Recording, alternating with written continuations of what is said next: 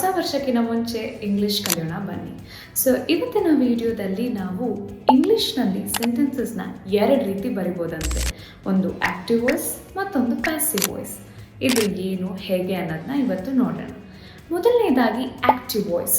So ಈ ಸೆಂಟೆನ್ಸ್ನ format ಹೇಗಿರುತ್ತೆ ಅಂದರೆ ಸಬ್ಜೆಕ್ಟ್, ವರ್ಬ್ ಪ್ಲಸ್ ಆಬ್ಜೆಕ್ಟ್ ಆಗಿರುತ್ತೆ.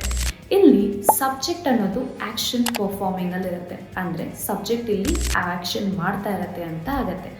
For example, Arjuna defeated Karna.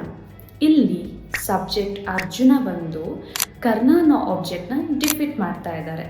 ಅರ್ಥ ಆಯಿತು ಅಲ್ವಾ? ಅದೇ ಪ್ಯಾಸಿವ್ ವಾಯ್ಸ್ ಆದಲ್ಲಿ ಆ ಸಬ್ಜೆಕ್ಟ್ ಬಂದು ಆ ಆ್ಯಕ್ಷನ್ನ ರಿಸೀವ್ ಮಾಡ್ತಾ ಇರತ್ತೆ. For example, Karna was defeated by Arjuna.